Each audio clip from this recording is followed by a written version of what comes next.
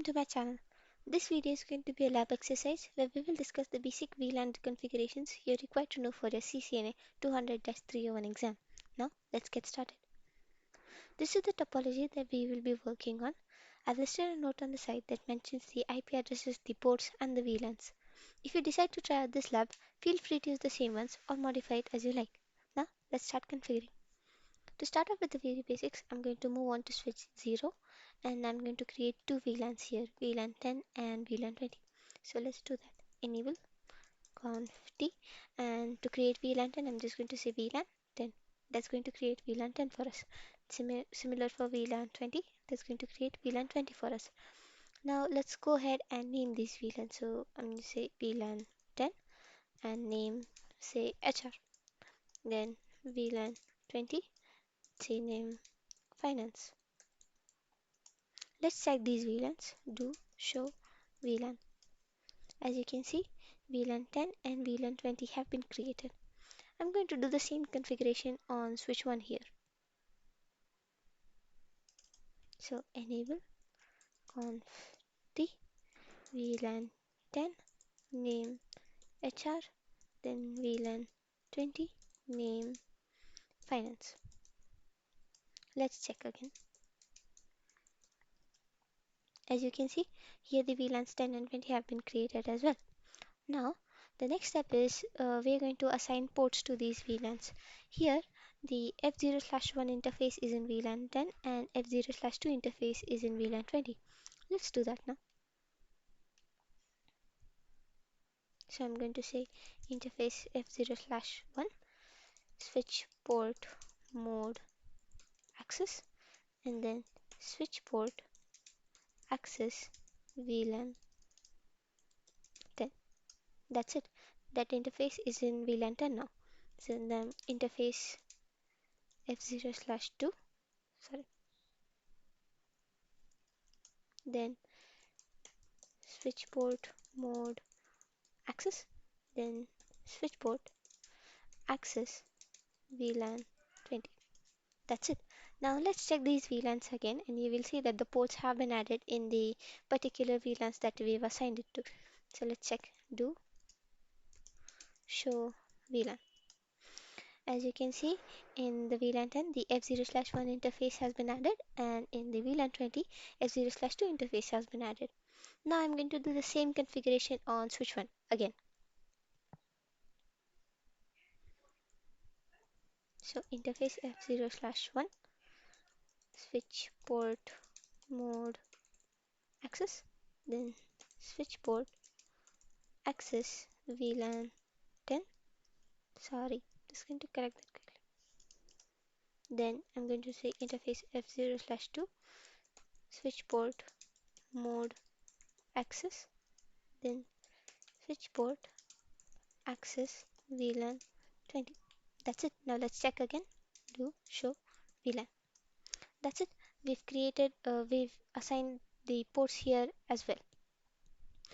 Now that we've assigned ports to these VLANs, you might think that the traffic should pass between PC0 and PC2 since they are in the same VLAN, and PC1 and PC3 since they are in the same VLAN. But that's not going to work as of right now because the link between switch 0 and switch 1 should be a trunk link for the traffic to pass between VLANs via this link. For confirmation sake, I'm going to ping PC2 from PC0.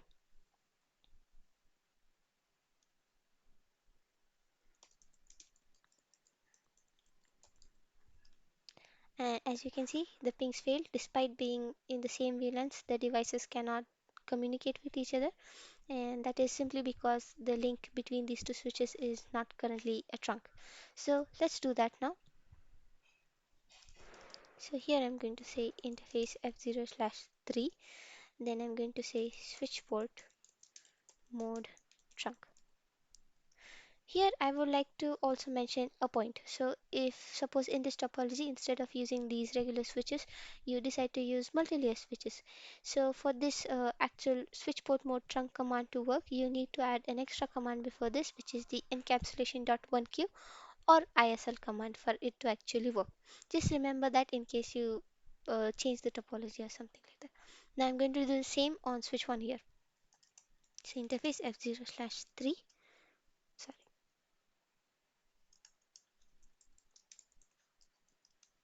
switch port, mode, trunk. That's it. Now let's check if these devices are able to communicate now that we've created a trunk link.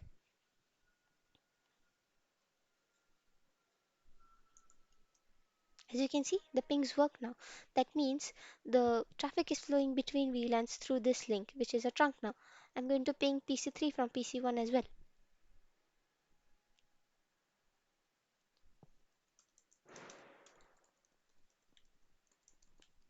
As you can see, the pings work in this VLAN as well. Now, to check if we've configured it correctly, PC0 and PC1 should not be able to communicate since they are in different VLANs. So VLAN 10 devices should not be able to communicate with devices that are present in VLAN 20. So let's check that. I'm going to ping PC1 for now.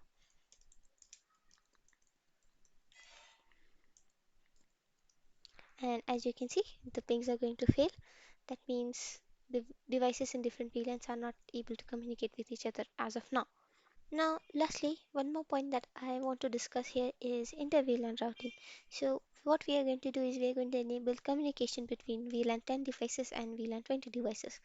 That we are going to do using the router on a stick method, also known as the ROAS or the ROAS method. Now, what we are going to do is we are going to take this interface on router 0 and which is connected to switch 0, and we are going to divide it into sub-interfaces. So, one for VLAN 10 and one for VLAN 20. So let's start with the configurations here. So enable conf t, and I'm going to say interface G0/0/0, no shut, and then interface G0/0/0 dot 10. Then I'm going to say encapsulation dot 1q 10, and then I'm going to give it the IP address. IP address 192.168.1.1, then the subnet mask the 255.255.255.0. That's it. That is the interface for VLAN 10. Now let's do the same for VLAN 20. So interface G0/0/0 dot 20. Then we'll do so encapsulation dot 1q, sorry, and then 20. And then I'm going to give it the IP address. IP address 192.168.2.1, and then the subnet mask. That's it. And now I think, and now the only step left is to configure this link from router 0 to switch 1 as a trunk link, because then only the traffic from VLAN 10 will be able to pass to VLAN 20. Let's do that now. I'm going to move on to switch 0 here. I'm going to say enable conf t and interface F0/4, and I'm going to say switch port mode trunk. And that's it. We've successfully done all the configuration, and the final test would be to see if devices in different VLANs are able to communicate with each other. So let's check again.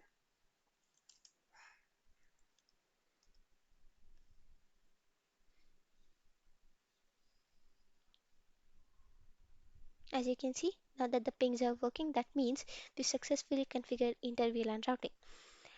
That's it for this video, but I'd like to mention a point that this lab does not include all the topics that you're supposed to know for the VLAN part of your studies, like SVIs and other parts. But for those topics, I would highly recommend referring to Jeremy's IT Lab. He has a wonderful CCNA course, and that too for free on YouTube. Make sure to go check that out. Make sure to leave a like and comment if you like this video or find it helpful, and subscribe to my channel. That will be all for this video, and I will see you next time.